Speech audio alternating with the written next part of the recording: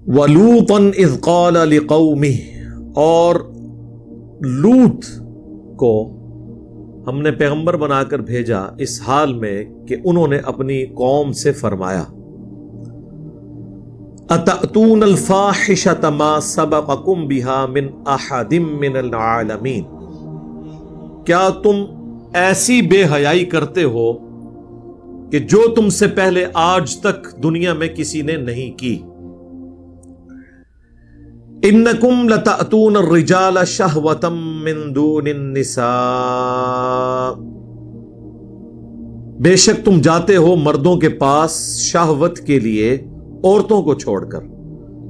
بل انتم قوم مسرفون، بلکہ تم تو حد سے گزر جانے والی قوم ہو۔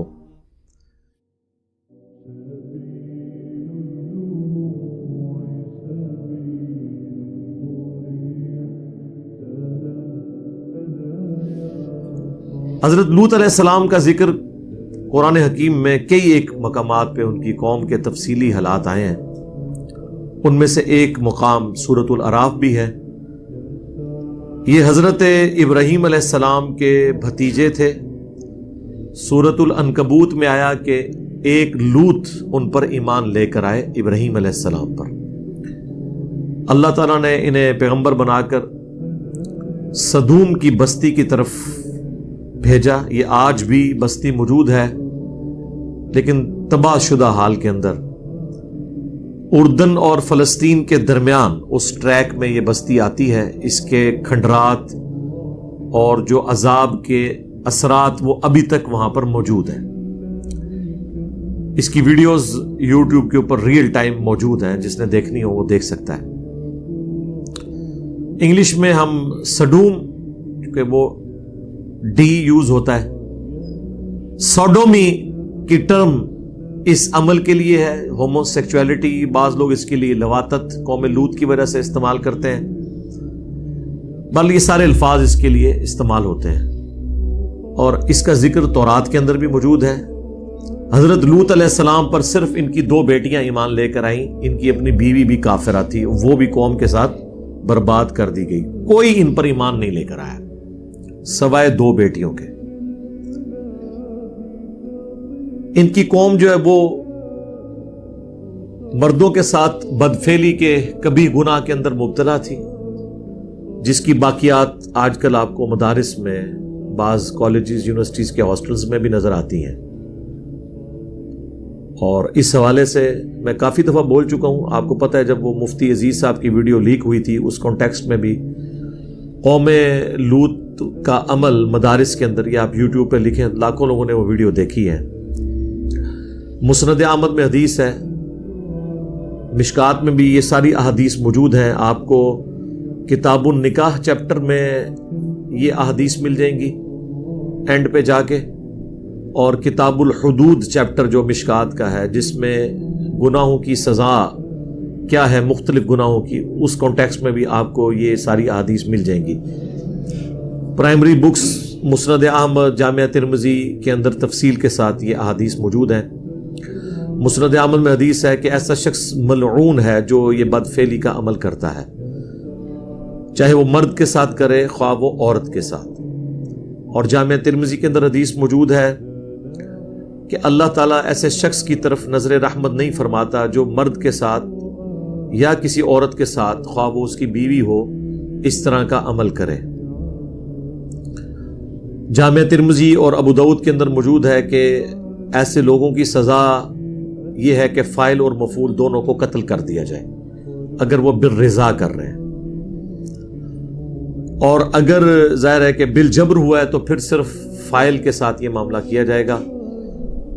ابن عباس کا فتویٰ موجود ہے مصنف ابن ابی شیبہ کے اندر کہ وہ فرمایا کرتے تھے کہ ایسا عمل کرنے والوں کی سزا یہ ہے جو خلفائے راشدین نے بھی مقرر کی کہ اسے اس علاقے کی سب سے اونچی بلڈنگ سے زمین پر پٹخا جائے،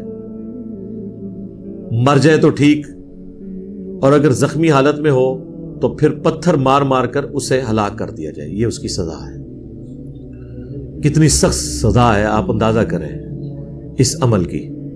اور یہ سزا قرآن سے ہی ڈیٹیکٹ کی گئی ہے. آگے اس قوم پر جو اللہ کا عذاب نازل ہوا اس میں بھی یہی تھا کہ اللہ تعالیٰ نے اس پوری بستی کو، فرشتوں کو حکم دیا کہ اسے اٹھائیں اور بلندی سے الٹا کر کے پٹخ دیں، اور اس کے بعد ان پر پتھروں کی بارش ہوئی.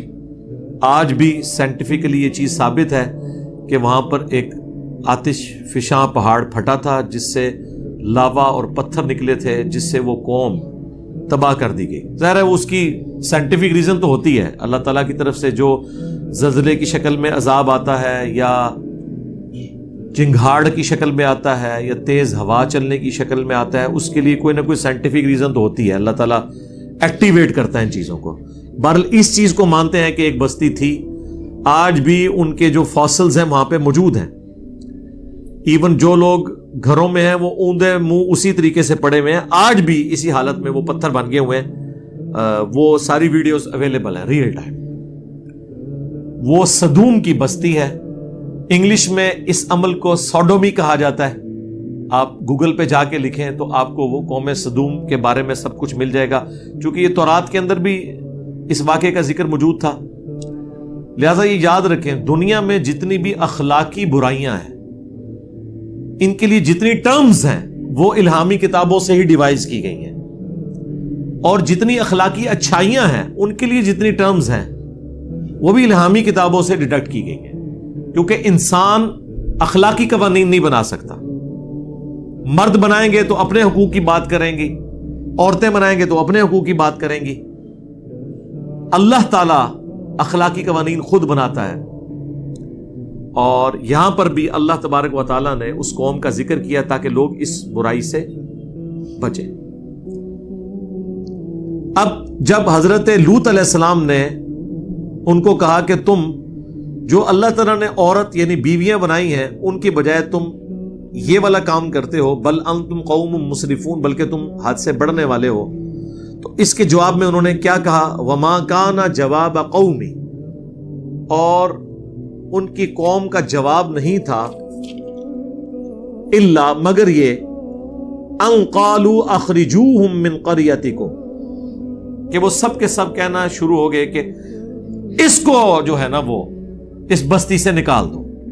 انہم اناس یتطہرون، یہ بڑے پاک باز لوگ بننا چاہتے ہیں، یعنی حضرت لوط اور ان کی 2 بیٹیاں. اور تو کوئی ایمان ہی نہیں لے کے آیا تھا. یہ ہوتا ہے جب آپ کے پاس دلائل ختم ہو جائیں، پھر آخری حال یہ ہوتا ہے کہ آپ ان کو یہاں سے نکال دو. ٹھیک ہے، تم نے اپنا اسلام لے کے رکھنا ہے تو جاؤ یہاں سے، تم نکل جاؤ، ہم تو برے لوگ ہیں، ہم میں رہو ہی نہ، بجائے یہ کہ اپنی برائی کو مان لیں. یہاں آج علماء بھی آپ کو یہی کرتے ہیں. آپ کسی کو مشورہ دیں کہ میرے بھائی یہ سنت کے مطابق یہ عمل ہے، وہ کہتے ہیں جی آپ کا دل کرتا ہے تو ٹھیک ہے، ادروائز آپ ہماری مسجد سے نکل جائیں. سیم وہی انالوجی ہے، فارمولے سیم ہے، ہر جگہ آپ کو وہ اپلائی ہوتے ہوئے نظر آئیں گے. اچھا، یہاں پہ آپ دیکھیں ایک لفظ استعمال ہوا ہے جواب. یہ جواب عربی کا لفظ ہے، اردو میں بھی استعمال ہوتا ہے. اچھا، اردو میں عموماً لوگ اردو بولتے ہوئے جواب کہتے ہیں، وہ لفظ غلط ہے. اصل لفظ ہے اردو میں جواب، کیونکہ عربی سے ہے نا. جیم کے اوپر کیا ہے؟ زبر. اور جواب کس کا ہوتا ہے؟ سؤال. اردو میں ہم اسے زبر سے پڑھتے ہیں سوال. سوال لفظ غلط ہے، یعنی اردو میں جو آپ بول رہے ہیں اس کے بالکل الٹ ہے. سوال کے اوپر زبر ہے اردو کے اندر جو ہم بول رہے ہوتے ہیں، لیکن اصل لفظ کیا ہے؟ سؤال. واو بھی کوئی نہیں، سین پہ پیش، واو کے بعد وہ جو الف ہے وہ حمزہ اس کے اوپر ہے. سؤال، سؤال اور جواب. لیکن ہم کیا بول رہے ہوتے ہیں؟ سوالو جواب، یا جواب بھی بات بول دیتے ہیں. یہ لفظ جواب ہے، یہ لفظ آ گیا. اردو میں بعض اوقات ڈکشنری میں آپ کو الفاظ نہ مل رہے ہو تو قرآن میں آپ کو کافی سارے الفاظ مل جائیں گے جس سے آپ کو پتہ چل جائے گا کہ اس میں یہاں پہ زبر آتی ہے یا زیر آتی ہے یا پیش آتی ہے. فَأَنْجَيْنَاهُ وَأَهْلَهُ إِلَّا امْرَأَتَهُ، تو اللہ تعالیٰ فرماتا ہے ہم نے نجات دے دی انہیں اور ان کے گھر والوں کو سوائے ان کی بیوی کے. کانت من الغابرین، وہ بھی پیچھے رہنے والوں میں شامل ہو گئی. یہ 2 پیغمبر ایسے ہیں جن کی بیویاں بھی کافرہ تھیں، حضرت لوط اور نوح علیہ السلام. وَأَمْطَرْنَا عَلَيْهِمْ مَطَرًا، اور ہم نے ان پر برسایا می پتھروں کا. فَانظُرْ كَيْفَ كَانَ عَاقِبَةُ الْمُجْرِمِينَ، تو پھر دیکھو کیسا انجام ہوا ایسے مجرمین کا. اب یہاں پہ وہ تفصیلی واقعہ نہیں آیا، بس یہاں پہ یہ کنکلوڈ ہو گیا. قرآن حکیم میں سورۃ الحجر کے اندر تفصیل سے یہ واقعہ آئے گا کہ ان کے اوپر پتھروں کی بارش ہوئی تھی. پھر سورۃ الذاریات میں آئے گا کہ حضرت ابراہیم علیہ السلام کے پاس فرشتے آئے انسانی شکل میں، اور حضرت ابراہیم ان کے لیے بنا ہوا بچڑا لے کر آ گئے. جب انہوں نے دیکھا یہ تو کھانا نہیں کھا رہے، اور اس زمانے کے اندر جب کوئی آپ کا نمک نہ کھائے تو اس کا مطلب ہوتا تھا کہ یہ آپ کا دشمن ہے، کیونکہ اتنی غیرت اس وقت لوگوں میں موجود تھی کہ اگر کسی کے گھر سے نمک کھایا نا تو اب اس کے خلاف نیگیٹو ایکٹیویٹی پرفارم نہیں کرنی. تو حضرت ابراہیم علیہ السلام دل میں گھبرا گئے کہ یہ مجھے نقصان پہنچانے آیا ہے. تو پھر فرشتوں نے تسلی دی کہ ہم فرشتے ہیں، انسانی شکل میں آئے ہیں. اب اتنے واقعے سے ہی آپ کو کتنے عقائد کلیئر ہو گئے. حضرت ابراہیم علیہ السلام کو پتہ ہی نہیں چلا یہ فرشتے ہیں جو انسانی شکل میں آئے. علم غیب کا عقیدہ بھی کلیئر ہو گیا کہ اس وقت ہوتا ہے جب اللہ بتاتا ہے. اگر ان کو پتا ہوتا تو اتنی تکلیف اٹھاتے کہ بچڑا پہلے ذبح کرتے، پھر اس کا گوشت کرتے، پھر پکا کے لے کے آتے. بے فکر ہو کے بیٹھنا تھا. جس طرح ہمیں رمضان میں پتا ہوتا ہے کوئی آ بھی جائے مہمان، پتہ چل جاتا ہے روزے سے ہے تو بس بے فکر ہو جاتے ہیں، اور جب پتہ چلے افطار سے پہلے ہی جانا ہے پھر تو اور بے فکر ہو جاتے ہیں. ٹھیک ہے، تو ابراہیم علیہ السلام بے فکر ہو جاتے ہیں، نہیں ہوئے. اس کے بعد ابراہیم علیہ السلام کو یہ بھی نہیں پتا چلا کہ یہ جو لڑکے ہیں جو لڑکوں کی شکل میں آئے تھے یہ فرشتے ہیں جو انسانی شکل میں آئے تھے. پھر قرآن میں آیا کہ ابراہیم علیہ السلام ان سے جھگڑنا شروع ہو گئے اس معاملے میں کہ جب انہوں نے یہ بتایا کہ ہمیں اللہ نے بھیجا ہے کہ ہم ایک قوم کو الٹنے کے لیے آئے. تو حضرت ابراہیم نے پوچھا کون سی قوم؟ تو انہوں نے کہا وہ سدوم کی جو بستی ہے. تو حضرت ابراہیم نے فوراً کہا کہ وہاں تو لوط بھی ہے میرا بھتیجا. حالانکہ حضرت ابراہیم کو بھی پتا تھا، لیکن پیغمبر رقیق القلب ہوتے ہیں. تو انہوں نے کہا کہ ہمیں پتا ہے ان کو اور ان کے گھر والوں کو ہم بچا لیں گے سوائے ان کی بیوی کے. 2 بیٹیاں ان کی بچیں گی اور وہ بچیں گے. ٹھیک ہے، یہ تو خیر انہوں نے بعد میں اس کی تعداد بتائی. پہلے حضرت ابراہیم کے بارے میں قرآن میں آتا ہے کہ حضرت ابراہیم جھگڑا کرنا شروع ہو گئے ان کے ساتھ اس بات پہ کہ کسی طریقے سے عذاب ٹل جائے. اور حضرت ابراہیم نے اپنی طرف سے، اب یہ جو آگے ڈیٹیل ہے نا، جھگڑنے کا ذکر قرآن میں ہے کہ بحث شروع کر دی، لیکن وہ تفصیل کیا ہے وہ تورات میں ہمیں ملتی ہے کہ حضرت ابراہیم نے کہا کہ اچھا مجھ سے تم یہ وعدہ کرو کہ اگر 10 بندے نکل آئے ایمان والے تم اس بستی کو نہیں الٹو گے. فرشتوں کو تو اللہ نے بتایا ہوا تھا کہ کتنے بندے ہیں. انہوں نے کہا جی لو جی وعدہ. انہیں ایویں اپنی یاری نبھائی حضرت ابراہیم نال کہ تسی فرماتے ہیں ٹھیک ہے خلیل اللہ ہو تسی تہاڈی گل دا بھرم رکھاں گے. اور وہ بھرم ہی انہوں نے ادھر تک ہی رکھنا تھا جتنی اللہ نے اجازت دی ہوئی تھی، ورنہ اللہ کے حکم کے بغیر تو کمٹمنٹ نہیں کر سکتے تھے. حضرت ابراہیم کو شک پڑ گیا کہ وہ کام جو ہے نا کوئی ڈل گیا ہوا ہے. پھر حضرت ابراہیم نے کہا کہ نہیں 10 نہیں 5. انہوں نے کہا ہاں اگر 5 بھی نکل آئے نا تو معافی. حضرت ابراہیم کو کیا پتا تھا کہ 5 بھی نہیں نکلنے. ٹھیک ہے، یہ تو جناب ختم نبوت کی برکت ہے جو یہ امت اتنے بڑے لیول کے اوپر توحید قبول کیے ہوئے ہیں، پیغمبروں کی دعوت کو مانے ہوئے ہیں. یہ نبی علیہ السلام کی ختم نبوت کی برکت ہے. ادروائز انسانی تاریخ نے کبھی ایسا وقت نہیں دیکھا کہ اتنی بڑی تعداد کے اندر موحدین دنیا میں موجود ہوں. ہمیشہ اکثریت گمراہوں کی رہی ہے. یہ تو نبی الاسلام کی امت ہے اور اسی وجہ سے اگلے انبیاء نے رشک کیا ہے.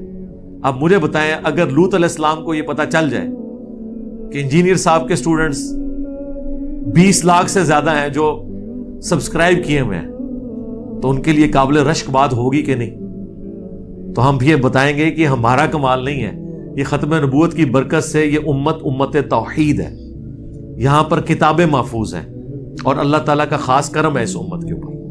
صحیح بخاری میں حدیث ہے بعض انبیاء قیامت کے دن اس حال میں آئیں گے کہ ان کے ساتھ 4 امتی، کسی کے ساتھ 3، کسی کے ساتھ 2، کسی کے ساتھ 1، کسی کے ساتھ 1 بھی نہیں ہوگا جو ایمان لایا ہو۔ اسی لیے بخاری مسلم میں آتا ہے کہ جب شب معراج نبی علیہ السلام گزر رہے تھے نا چھٹے آسمان سے، تو وہاں ان کی ملاقات حضرت موسیٰ اور حضرت ہارون سے ہوئی تھی، ٹھیک ہے۔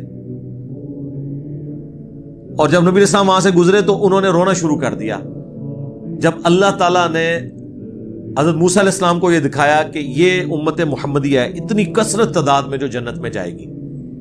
تو ظاہر ہے وہ ایک پروفیشنل جیلسی کہہ لیں جس کو ہم رشک کہتے ہیں، حسد تو نہیں کہہ سکتے ظاہر ہے۔ اور بخاری مسلم کے الفاظ ہیں کہ حضرت موسیٰ علیہ السلام نے کہا کہ یہ لڑکا میرے بعد آیا اور اس کے ماننے والے مجھ سے بھی زیادہ جنت میں جانے والے۔ یہ نبی علیہ السلام کو اللہ تعالیٰ نے ایک پروٹوکول دیا ہے۔ بخاری مسلم کی حدیث ہے کہ جنتیوں کا نصف میری امت سے ہے، آدھے جنتی میری امت کے ہیں۔ ابن ماجہ اور ترمذی میں حدیث ہے کہ جنتیوں کی 120 میں سے 80 صفیں میری امت سے ہیں۔ اتنی کثرت سے یہ امت جائے گی، لیکن ایز کمپیئر ٹو اگلوں کے اگر آپ امت کے اندر تعداد دیکھیں تو پھر تو آٹے میں نمک ہی ہے سرکار۔ اے نہ سمجھے ہوگا کہ سارے ہوتے بیٹھے ہوں گے، ایڈا بھی سوگا معاملہ نہیں ہے۔ 7 ارب سے زیادہ انسانوں میں سے 5 ارب تو پکے کافر اور مشرک ہیں۔ جو 1.5 ارب مسلمان ہیں ان میں بھی آپ دیکھ لیں، ہر فرقہ جب اپنے آپ کو جنتی ڈکلیئر کرتا ہے تو باقی کے 1.25 ارب مسلمان تو ہر فرقہ فارغ کرتا ہے۔ لیکن بہرحال اگلے انبیاء کی نسبت یہ تعداد بہت زیادہ ہے۔ اب ابراہیم علیہ السلام کو کیا پتا تھا کہ 2 بیٹیاں ہوں گی، حضرت لوط علیہ السلام کی اور ایک ان کی خود اپنی ہستی، اس کو اللہ تعالیٰ نجات دے گا۔ 3 بندے صرف، بیوی بھی ان کی ہلاک۔ پھر وہ نوجوانوں کی شکل میں قرآن پاک میں پوری تفصیل آتی ہے۔ اب وہ جب نوجوان حضرت لوط علیہ السلام کے مہمان بن کے آئے تو لوط علیہ السلام کو بھی علم غیب نہیں تھا جب تک اللہ نہ بتائے، وہ مہمان بن کے گئے۔